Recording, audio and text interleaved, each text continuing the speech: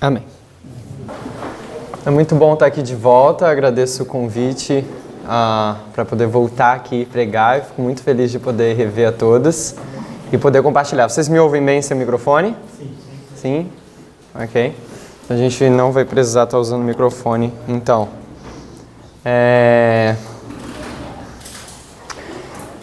No momento que a gente está vivendo dentro do movimento, a gente está tendo como que a gente pode dizer? Um cenário que é muito importante para cada um de nós, para a gente estar atualizado nas coisas que estão acontecendo. A gente está tendo uma transição importante que está acontecendo. Nova luz tem chegado cada vez mais e a gente está mais e mais se aproximando do fechamento da nossa aprovação nesse ano. E cada instante que a gente usa e aquilo que a gente está assistindo está nos ajudando a decidir se a gente vai passar ou não nesse teste que está na frente da gente. Então é muito importante a gente dedicar o nosso tempo em estudar naquilo, para estudar para o teste que está na frente da gente. Aqui, se tem uma prova na frente de você, o que você vai fazer? Você vai estudar para ela, certo? Você não vai deixar para o último momento, se você quiser passar naquela prova. Então a gente precisa muito se atualizar, estar em dia com as coisas que têm acontecido no tempo que a gente está vivendo. Se você estava vivendo na época de Cristo e você estava junto de Cristo, o que Jesus estava falando para os discípulos antes da crucifixão? Ele estava anunciando as coisas que logo iriam ocorrer. E se eles tivessem ouvido a Jesus, eles ficariam desapontados na cruz? Não, porque Jesus estava deixando bem claro qual era o quê? O propósito do reino deles. Mas eles falharam e correram. Por quê? Porque aquilo que eles não estavam esperando aconteceu. Então, assim, a gente precisa estar perto de Jesus, ok? Nesse período, mais do que nunca. E é um pouco disso que a gente vai estar estudando. A gente vai estar estudando a mensagem do Clamor da Meia-Noite nesse fim de semana. A gente vai estar vendo os pontos principais, os mais importantes, que eu vou tentar passar para vocês, para a gente conseguir entender o que está acontecendo no mundo agora e como isso é ilustrado pela palavra de Deus e através da história que Deus controla, ok? Então a gente vai estar estudando isso. Eu peço que vocês usem o máximo de esforço mental que vocês podem, porque a gente tem que lembrar que a gente vai precisar usar esforço mental para conseguir seguir a sequência. Eu vou tentar dar prosseguimento, sempre tentando estar junto com vocês, mas eu preciso que vocês também deem o máximo de vocês, ok? Para a gente tentar entender esses assuntos juntos. Eu vou tentar passar da forma mais simplificada possível. Na última campal que teve nos Estados Unidos, que foi agora em março, acho que foi março, abril, houve um evento muito importante nesse movimento. E uma das coisas que aconteceu lá foi que o Jeff, ele, através dele, olhando nas linhas proféticas, ele notou, ele percebeu que Deus estava mostrando para ele, através das linhas proféticas, que chegou o momento de uma transição acontecer. O que ele chama, que ele fala passar o manto da liderança desse movimento de forma mundial. E eu queria passar um pouco dessa lógica que ele compartilhou lá com vocês, porque isso é muito importante da gente entender agora, nesse momento. E o texto que eu vou estar lendo para passar um pouco dessa lógica é em HR, História da Redenção, acredito, página 386.1.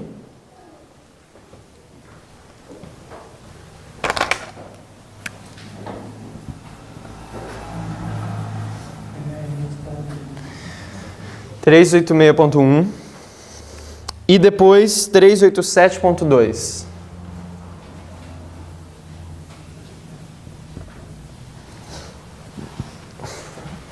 Ignora essa linha aqui de cima, quero que vocês sigam comigo aqui embaixo. Essa daqui é a linha de Cristo.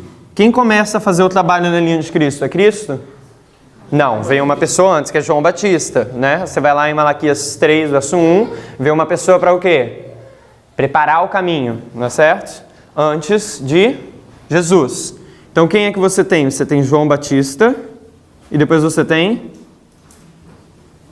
Jesus, ok? Então existe essa transição, e existe isso em várias histórias da Bíblia. Se você for para a história de Elias, você tem Elias e depois você tem quem? Eliseu, né? Você vai para a história de Moisés, você tem Moisés, mas depois quem é que vem? Josué, ok? Então você tem essa transição dentro do mesmo período da história, onde Deus está liderando o seu povo através de Moisés, mas depois ele fala o quê? Agora você vai ficar aqui, quem é que vai dar prosseguimento? Josué, ok? Ele está com Elias, Elias ascende ao céu, e quem é que dá prosseguimento liderando o povo de Deus? Eliseu, ok? Então existe essa transição. Nós temos João Batista que está preparando a mensagem, o caminho, e depois quem vem? Jesus. Nós temos Miller dando a mensagem da vinda de Cristo em 1844, mas depois quem é que está dando 22 de outubro de 1844? Samuel Snow, ok? Então você vê que tem Miller e depois quem? Samuel Snow. Estão seguindo a lógica? Ok?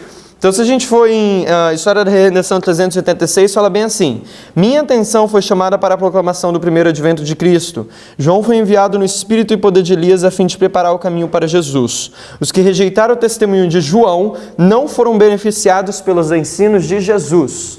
Os que rejeitaram João Batista não foram beneficiados pelos ensinos de Jesus. Ok? E irmão, a gente vai fazer um paralelo disso com a história bilerita. E é isso que eu quero que vocês notem na página 387. 387.2. Todo o céu observou com mais profundo interesse a receptividade da mensagem do primeiro anjo. Ok? Então nós temos aqui o primeiro anjo, primeira mensagem angélica. Vou botar primeiro anjo.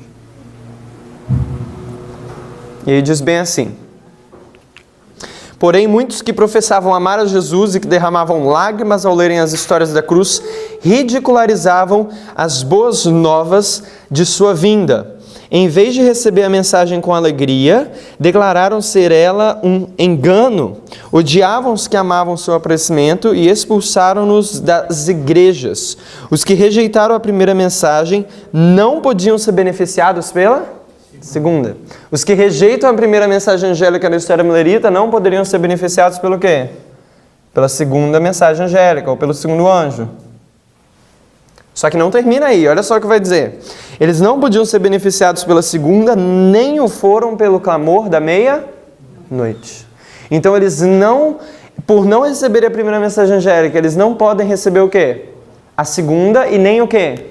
O clamor da meia-noite, porque o segundo anjo ele vem acompanhado de uma força. Qual é a força? O que dá poder para a mensagem do segundo anjo? É o clamor da meia-noite. Então nós temos o segundo anjo e o clamor da meia-noite. Assim como nós temos a terceira mensagem angélica, que se avoluma no quê?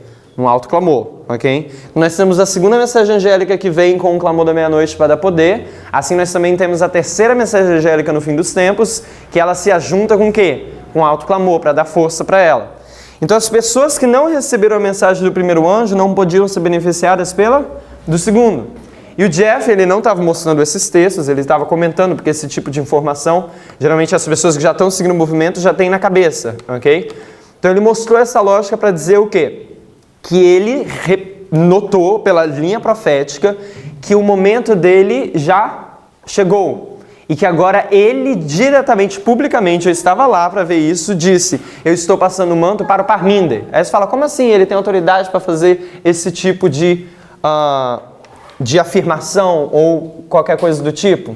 Ok, eu quero lembrar a vocês que quem é que passa o manto para Eliseu? Elias. João Batista, quando ele está lá batizando as pessoas, ele aponta para Cristo e fala quem? Esse é o quê?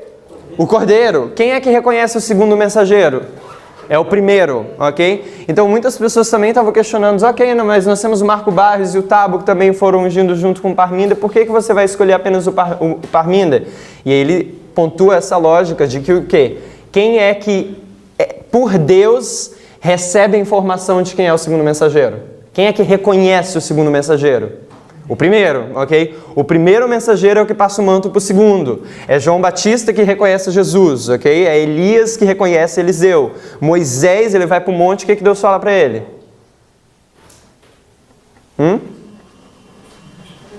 Ele fala de Josué, ok? Então assim, é a função do primeiro mensageiro dizer quem é que vai dar continuidade na liderança do povo de Deus na terra. Então assim, por que isso é importante? Por que eu estou falando isso para vocês? Porque a gente precisa entender que... um ponto que eu não falei aqui. Por que a primeira mensagem angélica eu estou colocando o primeiro anjo? A gente sabe que tem texto da irmã White que fala o quê? Quem é que está anunciando a hora do juízo? É um anjo que desce do céu e proclama a mensagem? Não, Deus comissionou a mensagem ao anjo? A algum anjo para proclamar a mensagem no mundo? Não, ele não comissionou nenhuma mensagem a anjo para dar no mundo. Ele comissionou a quem? A humanos. Quem é que está dando a mensagem da hora do juízo na história millerita? Não, história millerita. Miller. Então, o primeiro anjo a gente identifica profeticamente como sendo Miller. Por isso que eu estou colocando aqui Miller, ok? E a gente identifica o segundo anjo como sendo quem? Na verdade, o clamor da meia-noite como sendo Samuel Snow, ok? Ele que dá a mensagem do clamor da meia-noite. E na nossa história, a gente sabe que quem é que está pregando a mensagem desde 1989, no tempo do fim? É o Jeff. Então a gente identifica como sendo o quê? O Jeff como sendo o primeiro anjo. E ele publicamente está reconhecendo que o segundo anjo, quem vai levar a mensagem é quem? O Parminda. Se você segue ver a lógica, nós temos Miller e Snow, que é Samuel Snow, que dá a mensagem do clamor da meia-noite. Ok? E nós temos Jeff, e o Jeff publicamente está reconhecendo a respeito do quê? Que é o Parminda que vai levar. E quem é que traz a mensagem do clamor da meia-noite? É a Tess, ok? Gente, por que eu estou falando isso para vocês? Por que isso é importante? Porque o ponto aqui não é ficar exaltando o nome das pessoas. O ponto que isso é importante é porque a gente está prestes a chegar aqui aonde? No fechamento da porta, ok? E a mensagem que a gente tem que ouvir para passar no teste em 22 de outubro de 1844 é Miller ou é Snow? Snow, ok? Snow que está apontando para 22 de outubro de 1844. E a pessoa que está apontando para o fechamento da porta da graça é quem no nosso tempo? Então, assim, você tem que entender a dinâmica que está acontecendo, porque isso é um teste grande para a gente reconhecer a metodologia que a gente está estudando, que é a metodologia que o Parminda está trazendo para a gente estudar a Bíblia, e também a mensagem do clamor da meia-noite que a Tess tem apresentado. E por que eu estou falando isso para vocês? Porque a gente precisa envolver a nossa mente através dessa metodologia. Por que eu digo isso? Era errado a metodologia do Jeff? Claro que não. O que o texto falou? Aqueles que não foram beneficiados pela mensagem do primeiro anjo não poderiam ser beneficiados pela do segundo. Você não vai ser beneficiado pela mensagem do Parminda se você não foi o quê? Uma pessoa que ouviu a mensagem do Jeff. A pessoa que ouviu Snow não estava ouvindo quem? Miller, ok? A lógica é a mesma. Aqui não é o objetivo diminuir o Jeff, ok? Nesse sentido. Apesar que o que João Batista fala? Eu tenho que descer e ele tem que subir, né? Mas por que isso é importante? Porque o Parminda ele tem trazendo um refinamento da metodologia, e a gente vai estudar isso um pouco hoje à tarde. E esse refinamento da metodologia é muito importante para a gente conseguir passar no nosso teste. Porque a gente sempre teve muito acostumado com um tipo de metodologia que é correto, que foi dirigido por Deus, mas agora Deus está trazendo o quê? Um refinamento disso. É como se fosse nós estamos fazendo a reforma de saúde e a gente ouve que é para parar de tomar leite, certo? Mas e depois o que Deus vai falar para você? Agora é para você parar de comer carne. E o que você tem que fazer? Dá para você continuar comendo carne? Não, você tem que parar de comer carne porque chegou a luz que é você parar de comer carne. Você não pode, não, só parei de tomar leite. Não vou parar de tomar carne. Não. Deus, se Ele está trazendo nova luz, a gente tem que o quê? Se atualizar e seguir de acordo com aquela luz. Isso é santificação. Você recebe a luz e você segue naquela luz. A mesma coisa tem acontecido. Deus deu uma mensagem aqui e uma metodologia, mas agora está tendo um refinamento. É como se fosse agora para de comer carne, ok? Aqui é para de comer leite, aqui é para de comer carne. E aí Deus está falando o quê? Agora a gente tem que seguir e se atualizar com isso. E essa metodologia do Parminda eu sei que traz muita dificuldade para muita pessoa conseguir entender por causa da forma que ele explica as coisas. Eu entendo isso, eu também tenho dificuldade. Quando ele está lá na escola, a gente tem muita conversa, eu faço muita pergunta para ele, ele fala bem assim, aqui é 70% quando eu estou pregando, 30% na hora do almoço, na hora das comidas para a gente o quê? Fazer perguntas e tirar dúvidas.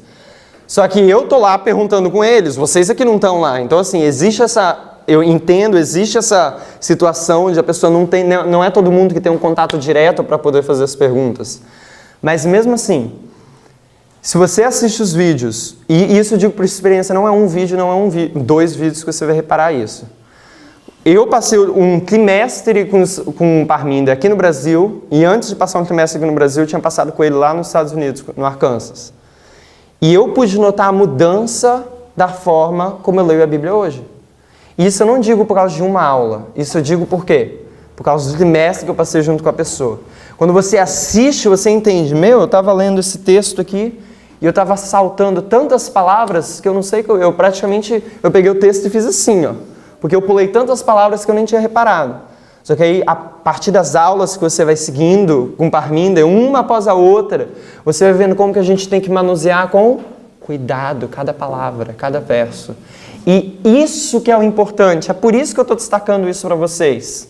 Eu não estou aqui falando para você parar de ouvir o Jeff, eu não estou aqui falando para você só ouvir o Parminder. O que eu estou aqui para mostrar para vocês a gente precisa estar atualizado com o quê?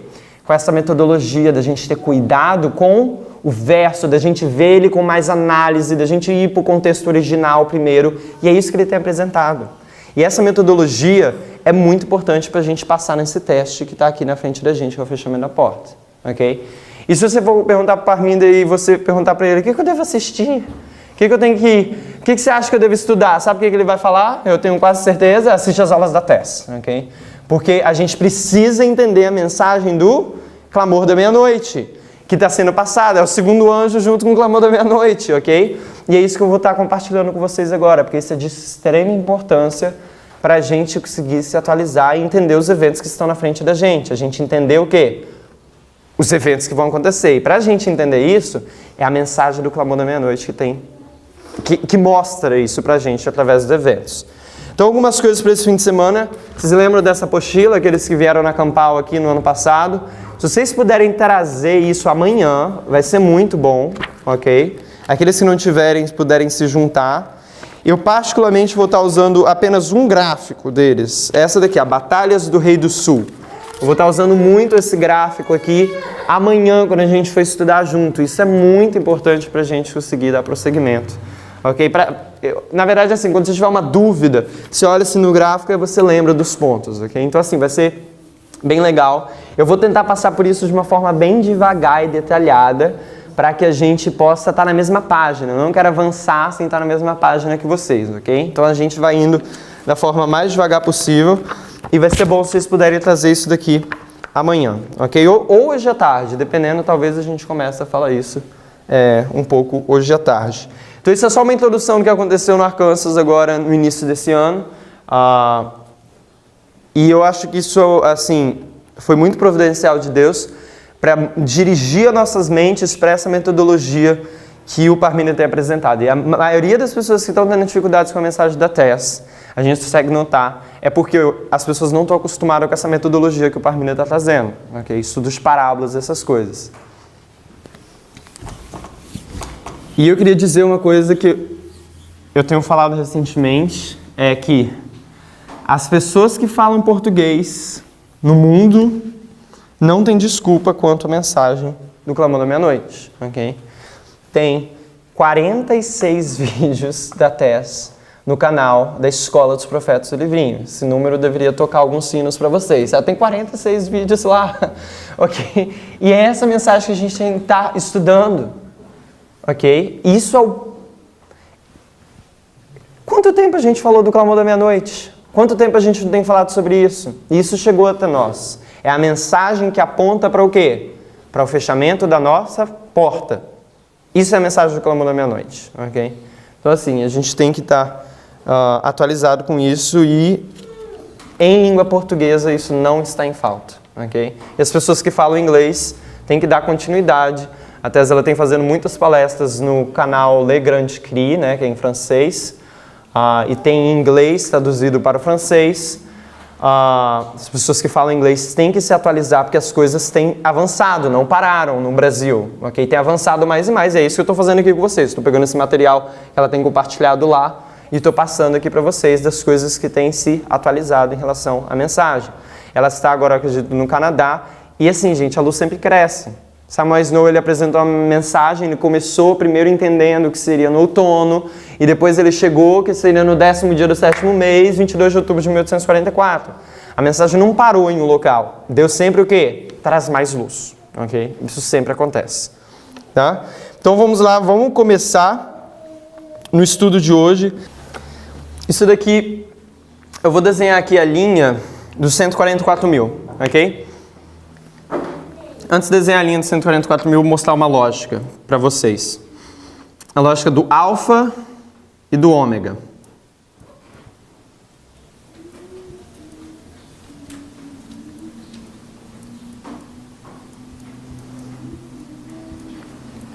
O alfa do povo de Israel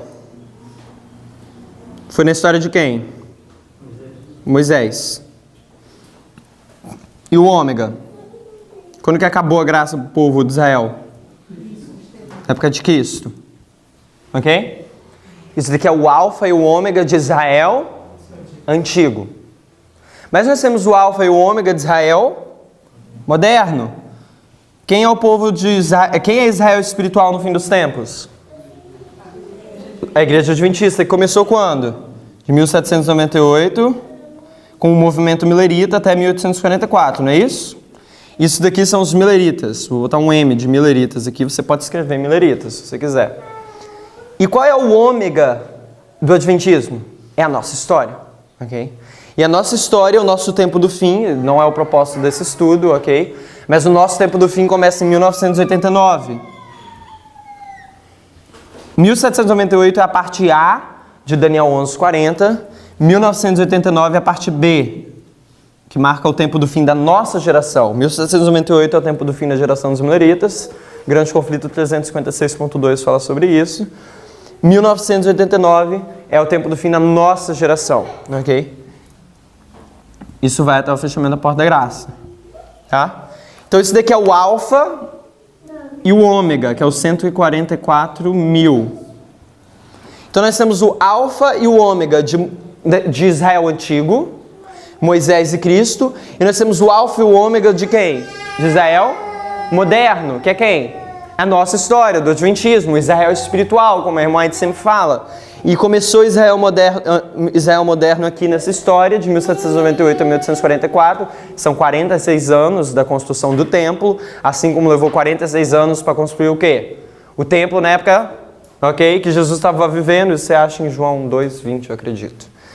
E aqui nós temos o quê? A história do ômega de Israel moderno, tá? Então eu vou colocar aqui em cima a história do ômega de Israel moderno, e a gente entende como sendo o tempo do fim 1989.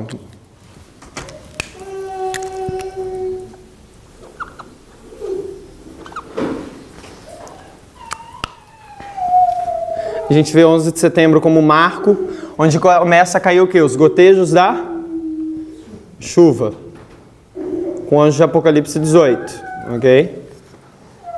O grande conflito nos dá alguns marcos. Decreto dominical,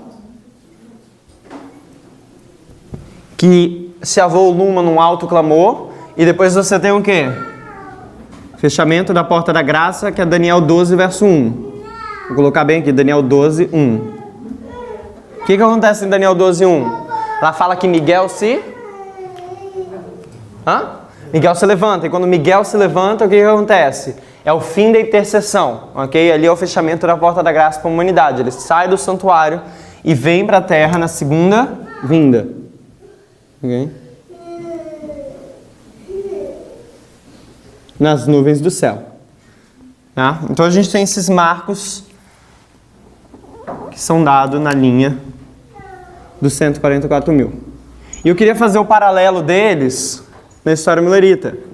Porque o que eu quero que a gente entenda agora são os fractais que existem da história grande na nossa linha dos sacerdotes, levitas e netineus.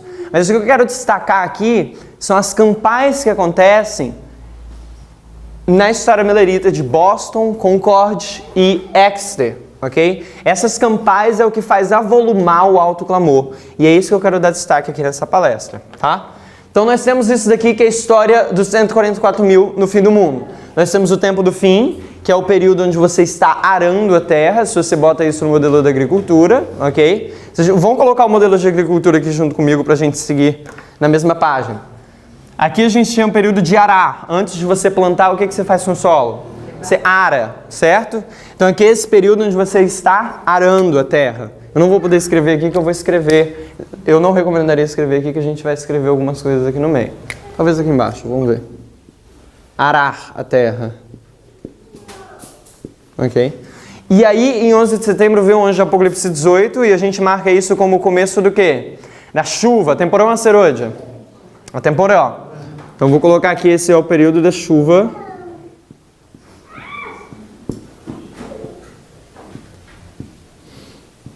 Temporal. No decreto dominical, o que vem? A chuva serôdia, ok? É quando a gente começa a dar o clamor do sai dela, povo meu. A gente dá o alto clamor para o mundo. Então aqui no decreto dominical é o que vem a chuva serôdia.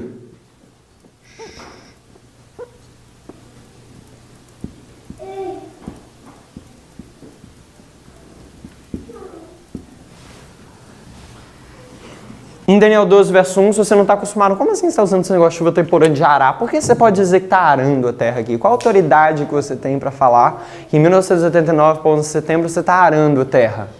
A mesma autoridade que a gente tem para dizer que quando Jesus se levanta, o que ele vai fazer com o mundo? Ele pega uma foice e ele vai ceifar. Você está entendendo que a Bíblia usa essa linguagem do quê?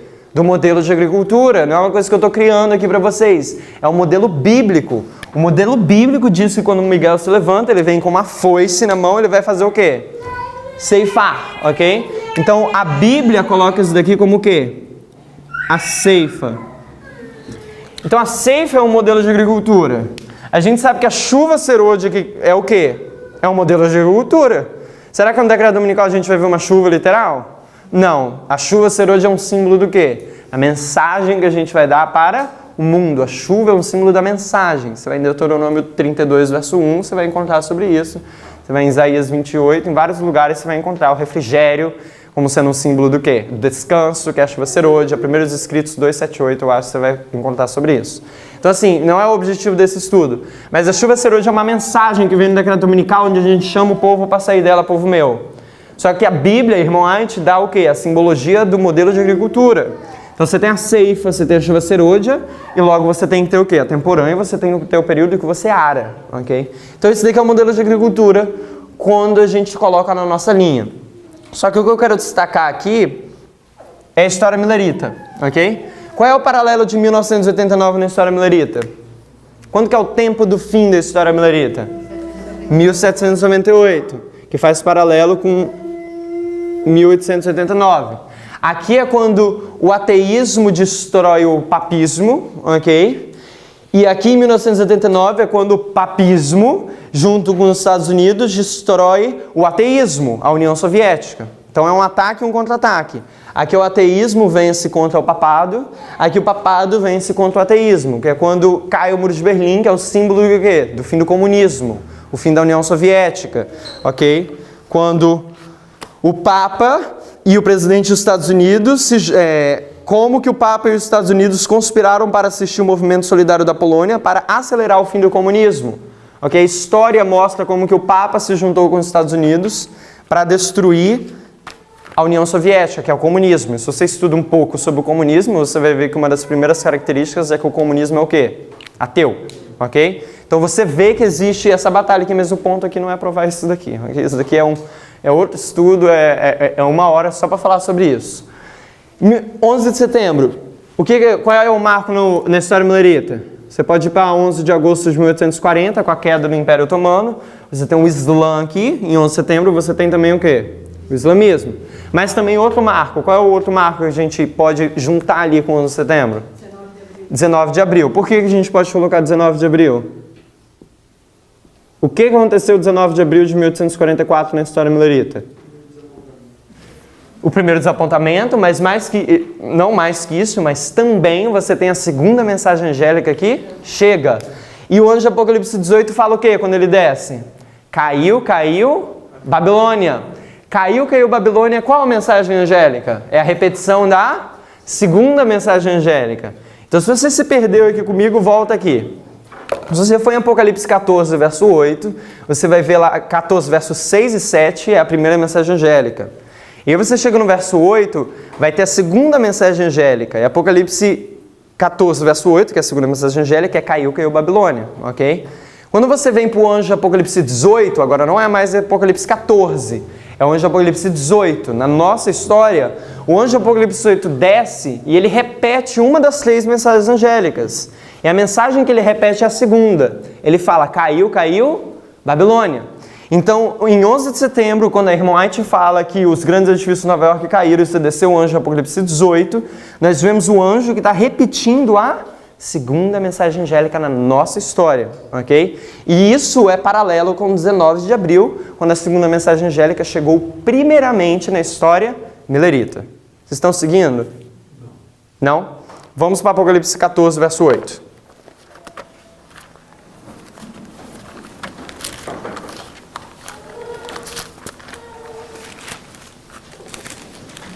Verso 6. Isso daqui é a história milerita, ok? Fala bem assim, e viu outro anjo voar pelo meio do céu e tinha um evangelho eterno para proclamar aos que habitam sobre a terra e a toda nação, tribo, língua e povo, dizendo com grande voz, temei a Deus e dê-lhe glória, porque é vinda a hora do seu juízo. E adorai aquele que fez os céus e a terra e o mar e a fonte das águas. Tem várias maneiras de mostrar que essa mensagem chegou em 1798. A gente tem a forma rápida e a gente tem a forma devagar. Qual vocês querem? A gente pode ir pela rápida, que é mostrar 2 textos e acabou. A gente pode ir pela forma devagar, que é usando apenas a Bíblia. Como que a gente quer ir? A rápida. Então tá, se vocês forem para Testemunhos para Ministros, eu acredito que a página 115, ela vai falar bem assim. Em 1798, quando a primeira mensagem angélica deveria ser proclamada. Tem um texto da irmã White que ela fala isso de forma direta.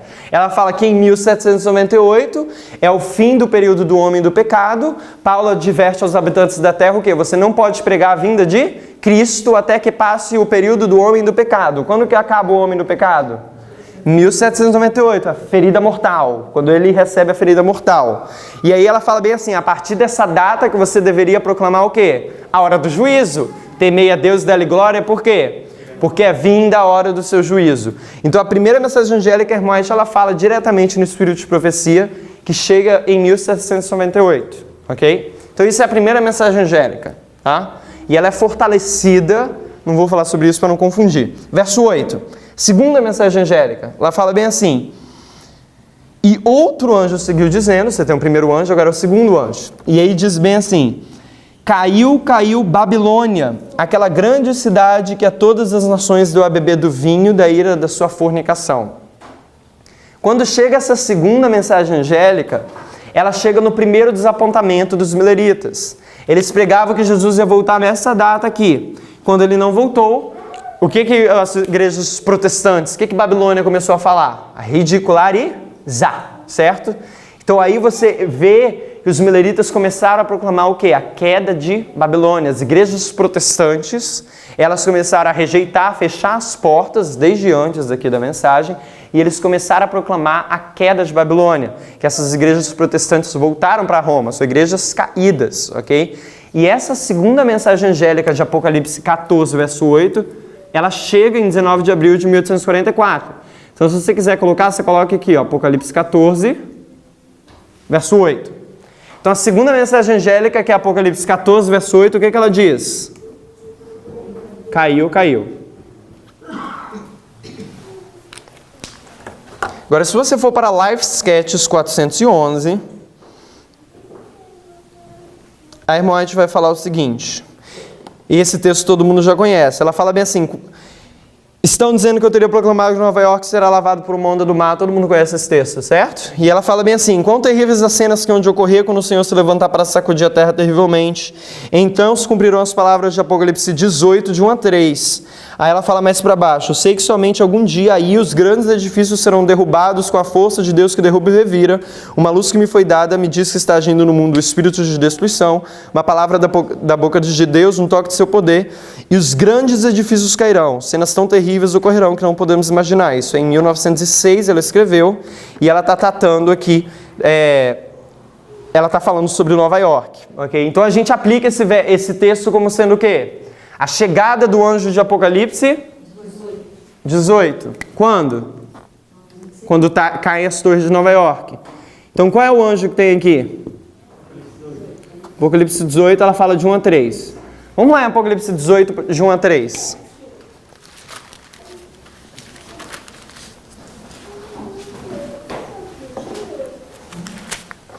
E depois dessas coisas vi descer do céu outro anjo que tinha grande poder, e a terra foi iluminada com a sua glória. E clamou fortemente com grande voz, dizendo, o que ele diz? Caiu Babilônia. Então nós temos aqui, quando vem o anjo de Apocalipse 18, que eu estou dizendo, baseado no que a gente lê no Espírito de Profecia, se cumpre em 11 de setembro, o que ele proclama? Caiu Babilônia. Por isso que a gente marca esses dois eventos como sendo paralelo. Conseguem ver agora o ponto? Ficou mais claro? Então, na nossa história, a gente tem o anjo de Apocalipse 18, ômega, ok? Isso daqui é o ômega, na nossa história. Mas na história alfa, a gente tem o quê? Apocalipse 14. Consegue ver a lógica? Então, assim, a Bíblia já estava ilustrando o quê?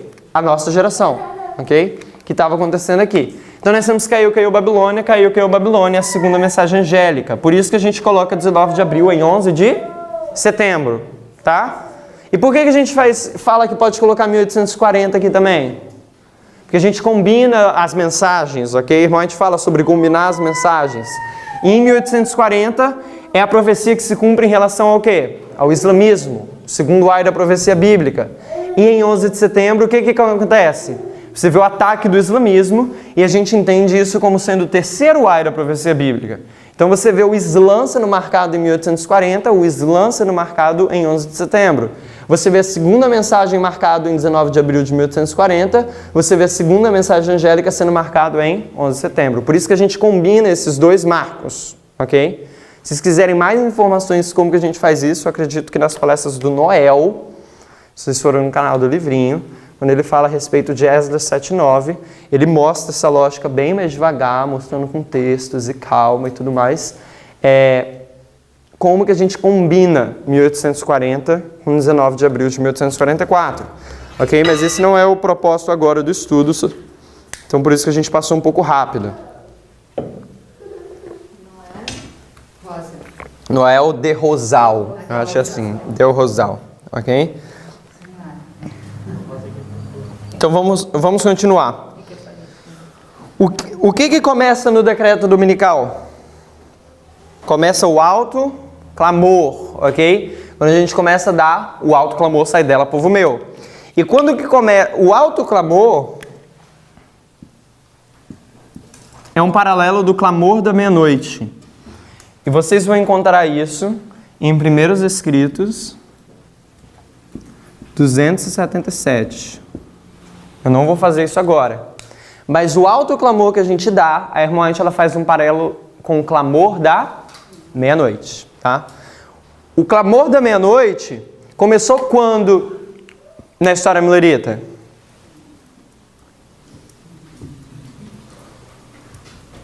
21 de julho de 1844. Isso é meia-noite, ok? E a porta se fecha quando? 22 de outubro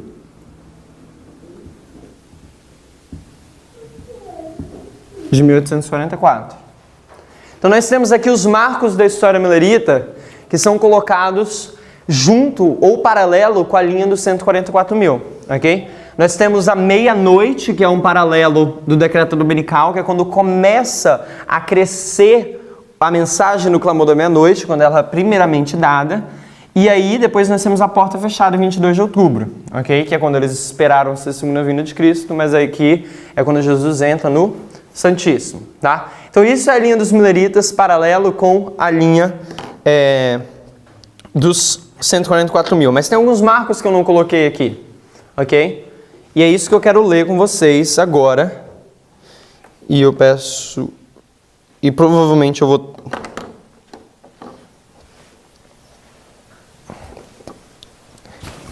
O texto está em inglês, então provavelmente vai ter algumas... Eu vou tentar traduzir agora diretamente. Antes de ler o texto em inglês, vamos para Grande Conflito 389, que é quando a irmã White fala da meia-noite, ok? Então agora, se você está perdido, eu quero que você só siga aqui o que eu vou falar agora. Vou apagar isso daqui.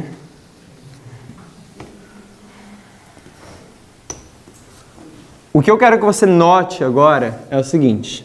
A história milerita é marcada com o tempo do fim, assim como a nossa. Nós temos a segunda mensagem angélica, ok? E aqui começa o período da tardança. É isso que eu quero que você note aqui comigo, tá? Olha só o que a irmã vai falar. E tardando o esposo, isso é grande conflito, 389.3. E tardando o esposo, tosquenejaram todas e adormeceram. Mas à meia-noite ouviu-se um clamor. Então isso é a parábola das 10 virgens. Se você abrir em Mateus 25, você vê as virgens saem ao encontro do noivo, certo? E aí, eles estão esperando o noivo, certo? E o que acontece? O noivo tarda. Se o noivo tarda, é porque ele tinha uma hora para estar lá, não é isso? Se o senhor fala bem assim, o noivo tardou, é porque ela era para ele chegar aqui 9 horas, mas ele não chegou. Por isso que eu estou falando que o noivo tardou, não é isso? Então, quando foi a primeira vez que eles marcaram uma data para a vinda de Cristo? Em 19 de abril de 1844. Quando esse tempo passou, o que aconteceu? O noivo tardou, Jesus não veio. Então aqui é quando eles marcam o período da tardança. Então aqui, se você não está seguindo, eu quero que você pegue esse ponto. Os mileritas marcaram a vinda de Cristo em 19 de abril de 1844. É a primeira vez que eles marcaram a vinda de Cristo. O Senhor tardou, porque o Senhor não veio. E aí eles entenderam que eles estavam vivendo o quê? A parábola das 10 virgens, no período de tardança. Só que aí vem Samuel Snow, e o que ele reconhece? Que eles estão vivendo no período da tardança por 3 meses. E ele fala bem assim, agora nós estamos na meia-noite. E sabe quando que ele fala isso? Em 21 de julho de 1840. Ele percebe que ele está vivendo no período da meia-noite. É isso que a gente vai ler agora nesse texto de Grande Conflito. 1844. De 1844, ok? Grande Conflito 389, a mesma citação que a gente estava lendo. Então aí veio... Mas à meia-noite ouviu-se o clamor, aí vem o esposo, saiu ao encontro. Então todas aquelas virgens se levantaram e prepararam as lâmpadas. Vão bem devagar aqui comigo. Diz bem assim, no verão de 1844, olha só o que ela vai falar agora. Período de tempo intermediário entre a época em que a princípio se supusera devessem terminar os 2.300 dias, não se perca. Olha só o que ela está falando bem aqui. No verão de 1844, julho para eles é verão, para a gente é inverno, quem está no norte do globo é o quê? Verão, então é o inverso, ok? Então julho, agosto, isso tudo é o quê? É verão lá nos Estados Unidos. Então no verão de 1844, ela está falando de julho, 21 de julho, período intermediário entre a época que a princípio eles predizeram os 2.300 dias, estou parafraseando. Então, a primeira vez que eles predizeram 2.300 dias é aqui, ok? Período intermediário entre este ponto, vamos continuar agora, e o outono do mesmo ano, que é o outubro é outono nos Estados Unidos, segundo mais tarde se descobriu, deveriam eles chegar a mensagem. Deixa eu voltar aqui. No verão de 1844, o período de tempo intermediário entre a época em que a princípio se supusera devia terminar os 2.300 dias e o outono do mesmo ano, até onde, segundo mais tarde se descobriu, deveriam eles chegar à mensagem. A mensagem foi proclamada nos próprios termos das Escrituras. Aí vem o esposo. O que aconteceu? Para aqueles que não estão lembrados a respeito dessa história. Essa história aqui são 6 meses, ok? O período intermediário entre a primeira vez que eles acharam que Jesus ia voltar e a segunda vez que eles acharam que Jesus ia voltar, o período do meio é exatamente 21 de julho. Se você contar dias para cá e dias para lá, da mesma quantidade de dias, ok? Então, esse período do meio, eles entenderam que eles estavam vivendo o quê? Na meia-noite. Porque a tardança, quando que eles dormem? Na noite, ok? É na noite que eles dormem. Então, se esse é o período da noite, se a noite começa aqui na tardança, e Jesus, quando ele vem como o quê? Como o sol da justiça, ele é amanhã, não é? A vinda de Cristo. Então, se esse é o período do início da noite, e esse é o período do fim da noite, o período no meio desse período vai ser o quê? Meia-noite. Faz sentido agora? Deu para clarificar? E esse período do meio, entre esses dois marcos aqui, foi 21 de julho. E exatamente nessa data, Samuel Snow estava numa igreja em Boston, ok? e ele deu a mensagem do clamor da meia-noite, aí vem o esposo. Então assim, a história milerita se cumpriu ao pé da letra na parábola das 10 virgens. A meia-noite profética, né, porque esse daqui é uma noite profética, 6 meses, né, se um dia equivale a um ano, quer dizer que 12 meses é um período de 24 horas, não é isso? Quer dizer que o período da noite, seriam 6 meses para o dia e 6 meses para a noite. Estão seguindo o que eu estou falando? Temos aqui um dia que vale a um ano. Um dia você tem o quê? Dia e noite, né? Isso, ou noite e dia. Eu vou colocar aqui, mas poderia ser ao contrário. Então, se isso daqui é um ano, quer dizer que isso daqui é 6 meses. E isso daqui é o quê? 6 meses. Quer dizer que o período da noite são quanto tempo? 6 meses. É isso que eles identificaram. Ok? E eles identificaram isso na meia-noite. 3 meses depois da tardança. 3 meses depois do início da noite, eles repararam que eles estavam na meia-noite. Ok? Estou passando isso só para a gente revisar, a gente ver os pontos certinho. Não é esse o propósito do estudo. Eu vou ler agora o texto que fala em inglês. Olha só o que... Eu acho que é Joseph Bates que fala. Eu vou colocar a referência. 389.13 em inglês, essa referência? Não, é Grande Conflito, tem em português. É 398.3. 398.3, tá? É o que fala a respeito do período intermediário. Agora essa citação está em B, está em inglês, tá? Mas se vocês botarem esse texto, copia o texto, vai lá no Google Tradutor e cola o texto lá. Muitas vezes é muito fidedigno, às vezes tem umas palavrinhas que dá muito assim, nada a ver, mas dá para entender. Muitas vezes eu vou traduzir um texto, eu primeiro jogo lá e confiro, às vezes não preciso mexer em nada, entendeu? Então assim, joga no Google Tradutor que vai dar para vocês pegarem. BP2 722. Isso daqui não é Ellen White, é um dos pioneiros, ok? Falou bem assim: na meia-noite um clamor foi levantado e o esposo está vindo, vai encontrá-lo. Então todas as virgens cresceram, levantaram-se e acenderam suas lâmpadas.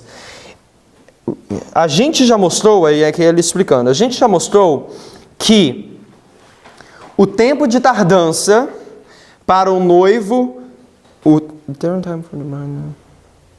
tempo de tardança do noivo para os períodos proféticos eram de 6 meses, como eu acabei de mostrar aqui para vocês. 6 meses do tempo de tardança, o período da noite. Começando em 19 de abril até 22 de outubro de 1844. Ele está falando o que eu acabei de explicar aqui para vocês. Esse é o tempo de tardança. A meia-noite desse estúpido tempo de escuridão foi ao redor, fala bem assim, de 20 de julho. Ok? Ele está errado aqui por um dia. Porque tem outro texto que fala que Samuel Snow deu um sermão em 21 de julho. Quando Samuel Snow deu o verdadeiro clamor da meia-noite no tabernáculo de Boston neste tempo e foi recebido pelas virgens com uma luz diferente do que já antes. Então o que eu quero marcar aqui com vocês, eu vou apagar aqui o modelo de agricultura agora, é que em 21 de julho o que você tem? Boston.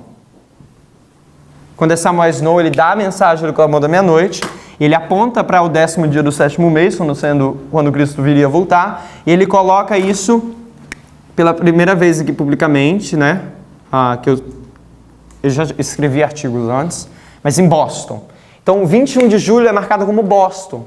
Agora que a gente está entrando no tema que a gente está querendo abordar, que são essas campais que tiveram e como elas têm relevância para mim e para você no fim do tempo, ok? Então, o que eu quero marcar com vocês é que em 21 de julho, como a gente acabou de ler nessa citação, você tem quem? Samuel Snow dando a mensagem do clamor da meia-noite em Boston.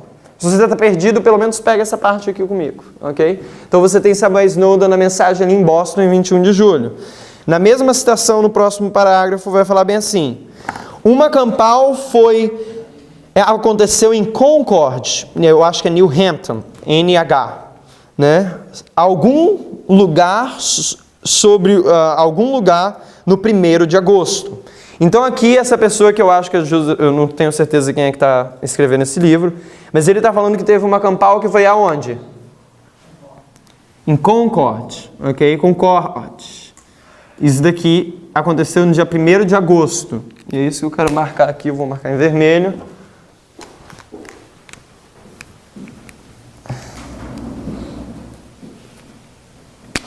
Vou marcar aqui.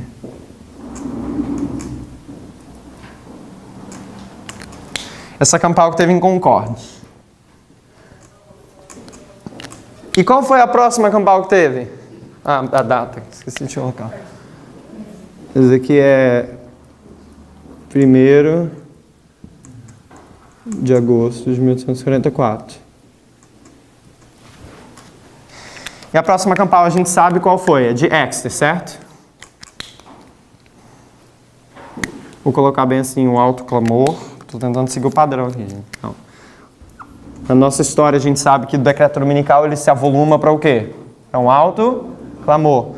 Que foi na história milerita o clamor da meia-noite, que foi em 15 de agosto de 1844. Calma que eu vou passar por isso agora com vocês. Vamos lá. Vamos primeiro ler o texto.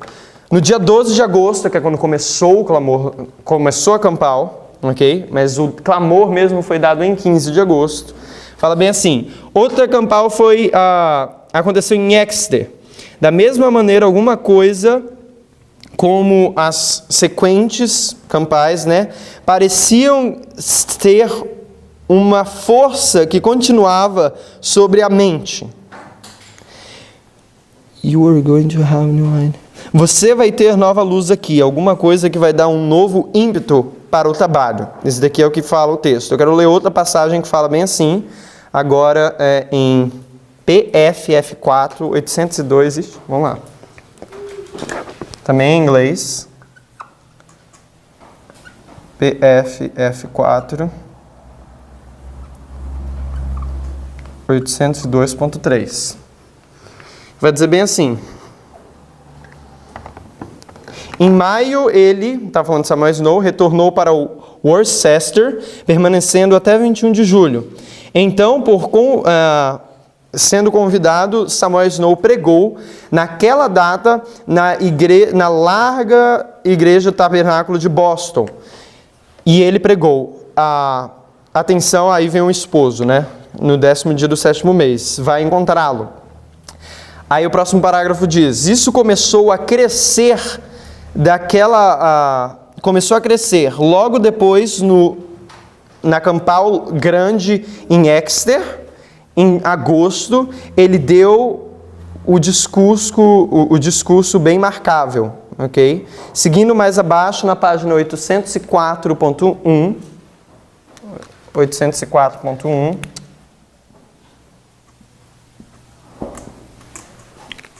que eu quero que vocês notem é o que está falando a respeito de Exeter agora.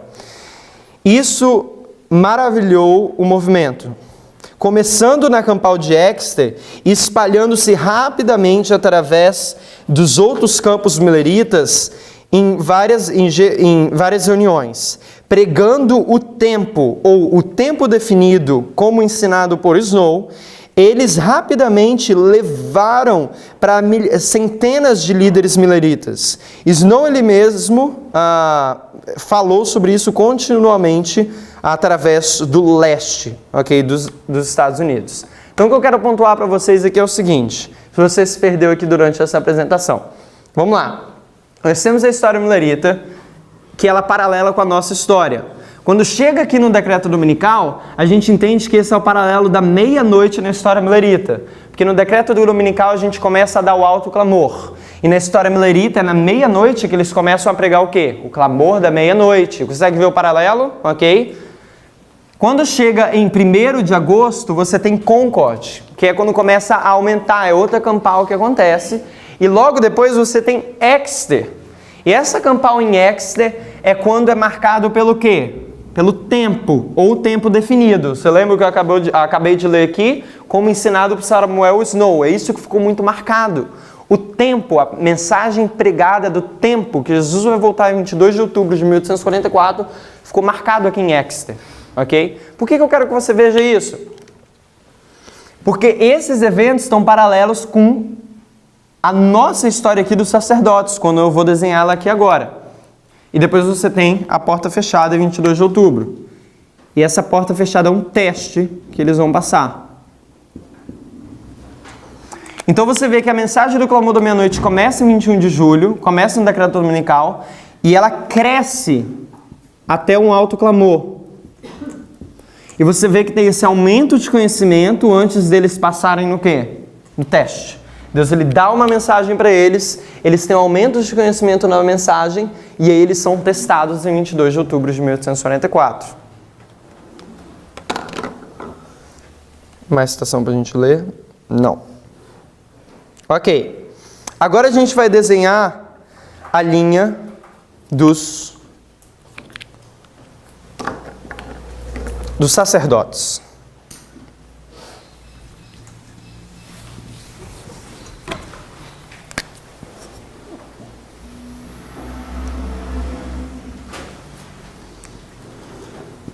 Começando em 1989, as pessoas que estão construindo a arca, okay?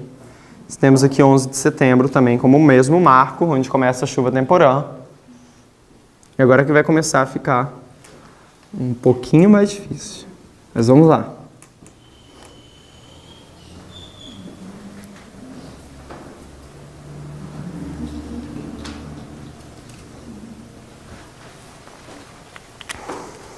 A gente entende como um fractal dessa linha grande, ela desce na linha dos sacerdotes, ok? E como um fractal dessa linha grande, o que é o próximo marco depois de 11 de setembro?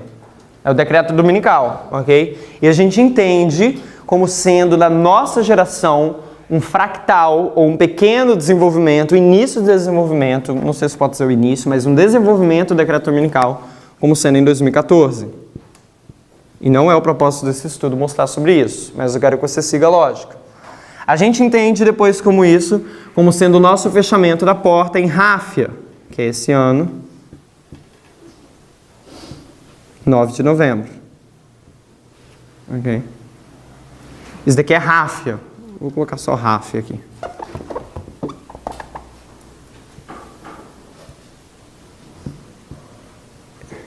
E depois da batalha de Ráfia, a gente tem a batalha de Pânio.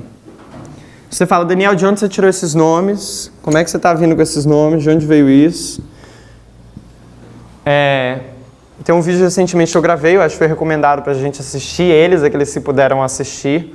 Talvez estão tendo mais clareza sobre isso. Que é o vídeo que fala as 4 linhas, está no canal do Livrinho, ok? Eu mostro lá no início como que a gente chega à história de Ráfia e Pânio, ok? Como que ela surge, essas batalhas de Ráfia e Pânio.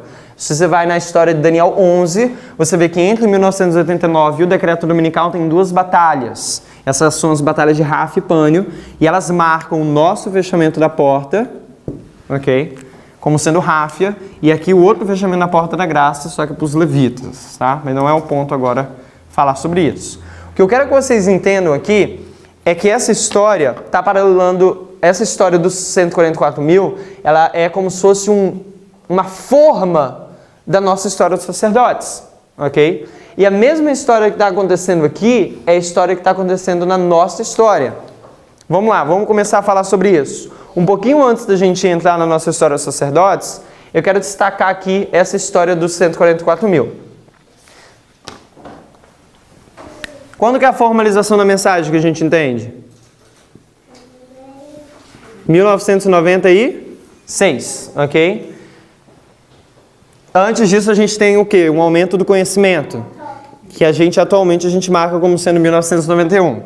Por que a gente faz esse paralelo? Mais uma vez, esse não é o propósito do estudo, mas só para a gente fazer um paralelo com a história dos mileritas, se você for no grande conflito, eu acho que é ao redor da página 318, a irmã te fala que Miller começou a estudar a Bíblia, certo? E em 1818, ele chegou à conclusão que Jesus ia voltar em quantos anos? 25 anos, ok? Então a gente marca 1816 e 1818 como um aumento de conhecimento na história dos mileritas.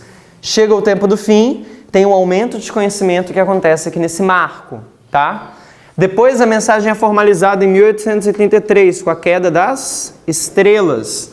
A queda das estrelas acontece e aí o que Miller recebe? As credenciais para ele pregar de uma forma formal nas igrejas. Agora ele tem uma apresentação formal de que ele pode ir nas igrejas pregar a mensagem, ok?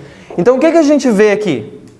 A gente vê um aumento de conhecimento e a gente vê uma formalização da mensagem, ok? Esse é o mesmo padrão que a gente identifica quando a gente vai para o fim dessa linha. Então esse daqui dentro do período de graça, esse é o alfa, ou vamos dizer bem assim, o início do período de provação deles, ok? Onde eles estão sendo testados.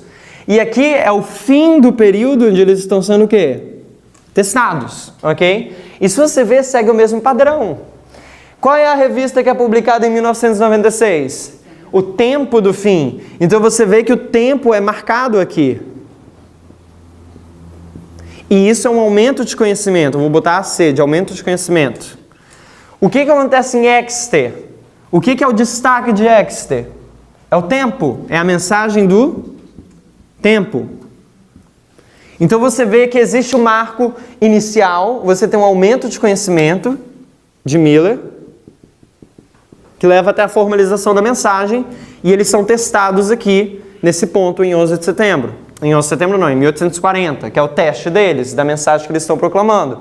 Então começa a se estudar essa mensagem aqui, e em 1840 eles são testados.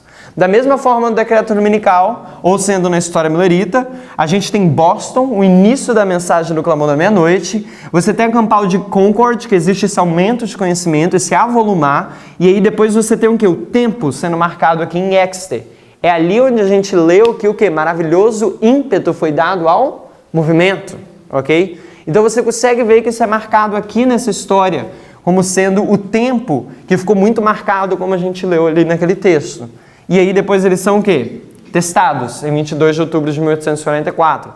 Então a gente vê que existe um padrão no início e no fim do período de provação do povo, ok? A gente consegue ver isso tanto na história millerita, quanto na nossa história. Isso é marcado aqui. Então se a gente puder fazer um paralelo, a gente chamaria isso daqui de quê? De Boston.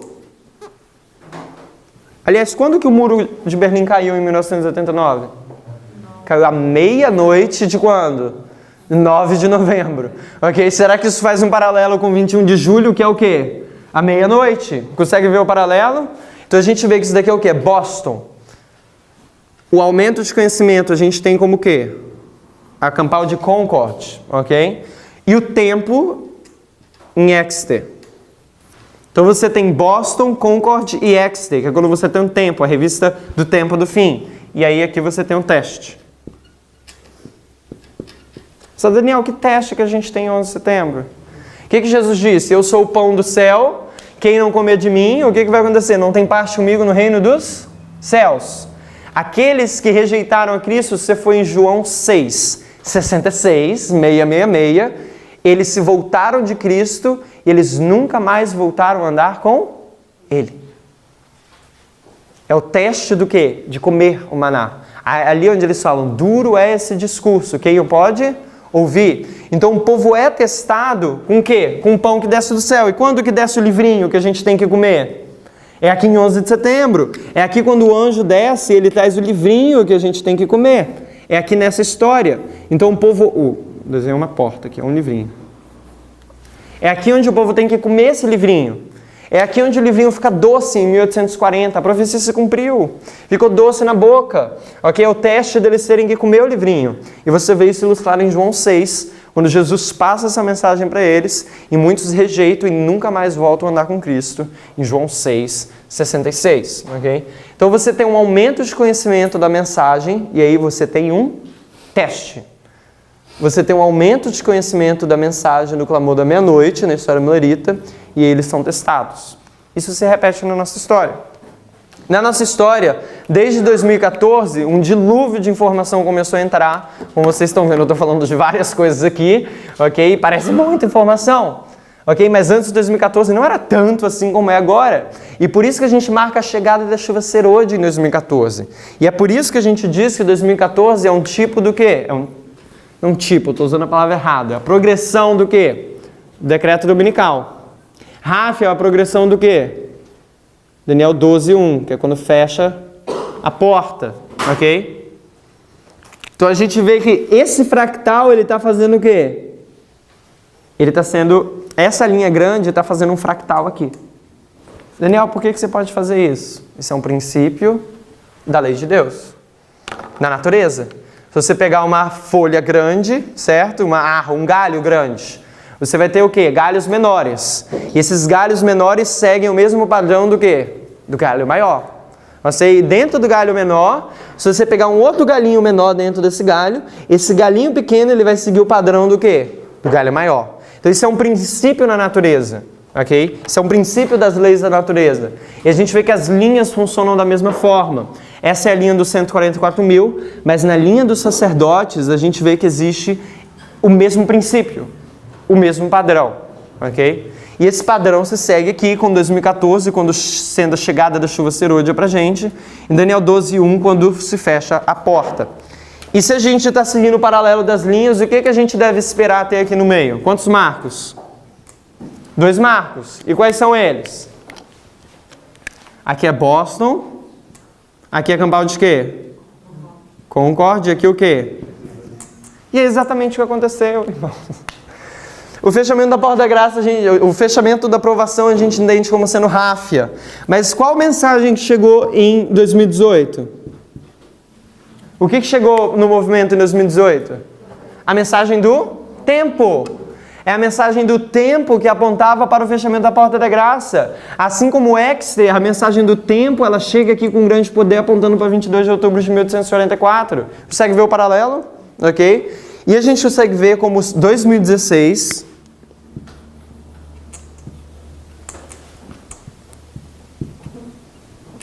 como sendo Concorde. Por quê? A gente vai estudar isso durante esse fim de semana. Mas 2016 é um aumento do conhecimento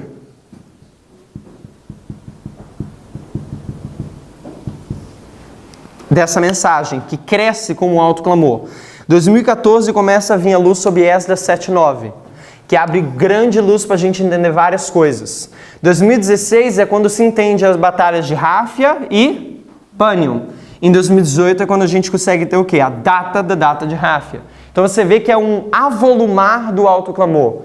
Esse avolumar que acontece do alto clamor, ele acontece em várias etapas. Começando aqui em 2014, no decreto dominical, a gente tem esse avolumar até 2018, quando a gente tem a data. Em Ráfia a gente tem o quê? Teste.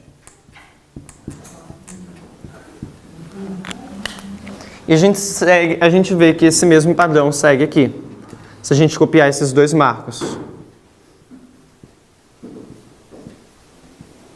É interessante como que a gente sempre vê esses 2 marcos entre os grandes períodos. Isso daqui é um período de dispensação. Isso daqui é o período de Ará. Isso daqui é o período da chuva temporã. Isso daqui é o período da chuva serôdia, no decreto dominical, até o fechamento da porta da graça, é o período da chuva serôdia. E aqui é o período da ceifa. É interessante como que a gente sempre vê esses 2 marcos aqui. Em 2012, o que a gente tem? A mensagem de tempo, ok? Onde o Parminder, pela primeira vez, predizeu o que iria acontecer em 2014. Então você vê mais uma vez o quê? Tempo sendo marcado aqui. Você vê tempo. E aqui você vê a profecia do tempo.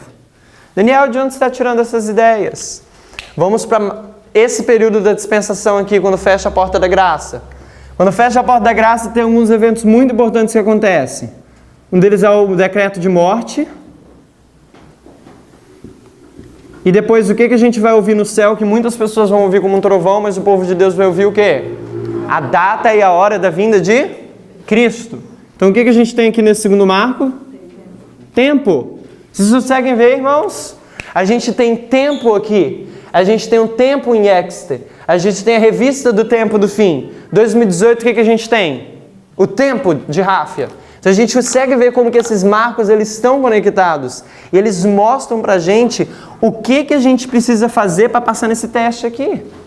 Para você passar no teste de 22 de outubro, o que você tem que estar fazendo desde 21 de julho? Você tem que estar ouvindo a quem? Samuel Snow. Você tem que estar ouvindo o quê? A mensagem do clamor da meia-noite. Você tem que estar entendendo essa mensagem que Samuel Snow está trazendo sobre que Jesus não era para ter voltado aqui em 19 de abril, mas que Jesus era para ter voltado quando? Em 21 de julho, em 22 de outubro de 1844. Ele mostra a lógica, por que teve o erro aqui, e ele aponta para a data correta do fim das 2.300 tardes e manhãs. Então, o que Samuel Snow está fazendo, ele está corrigindo o problema que teve aqui, apontando para 22 de outubro de 1844. E o que você tem que fazer para passar nesse teste aqui? Você tem que estar ouvindo quem? Samuel Snow. Você tem que estar ouvindo a mensagem do Clamor da Meia-Noite que começou desde aqui, desde Boston, e que se avolumou em Concord, e que se estendeu com um grande poder em Exeter, antes deles enfrentarem o quê? O teste. Irmãos, quando a gente olha para a nossa história, se a gente quer passar no teste que está na frente da gente, a gente tem que estar ouvindo o quê? Essa mensagem está soando desde 2014. A gente tem que entender essa 7:9. A gente tem que entender a profecia de... a mensagem do Clamor da Meia-Noite que chegou aqui em 2018. A gente precisa entender Rafa e Pânio. A gente precisa entender essa metodologia que o Parminder tem trazido para a gente conseguir passar o quê? Nesse teste. É a mesma lógica. Para a gente passar nesse teste aqui, a gente precisa estar junto com esse avolumado autoclamor.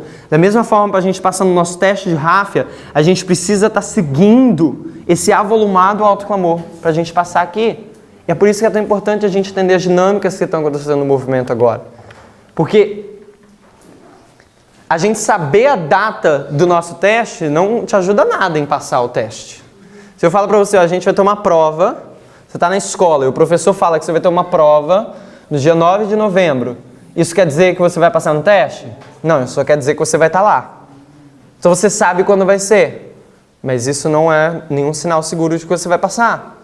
Então saber a data do teste não quer dizer que a gente vai passar no teste. E a gente precisa... E eu não sei qual é o teste, só o professor que sabe.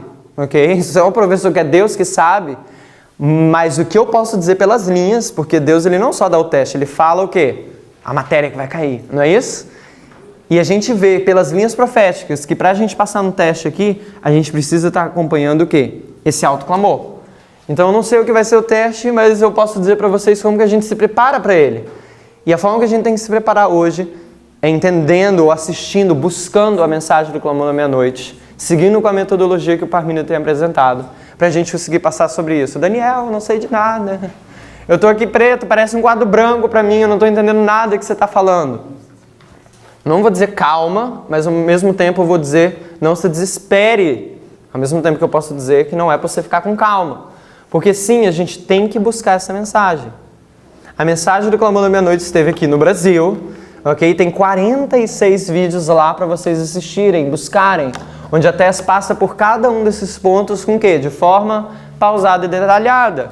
Eu tenho um fim de semana para vocês, eu estou correndo de ponto a ponto, mas eu estou tentando mostrar como as coisas se encaixam, ok? Então assim, a gente precisa estudar para esse teste, a gente precisa entender as dinâmicas das coisas, porque quando a gente entende que uma batalha de ráfia, como que ela se parece hoje? Será que é uma bomba nuclear? Não é.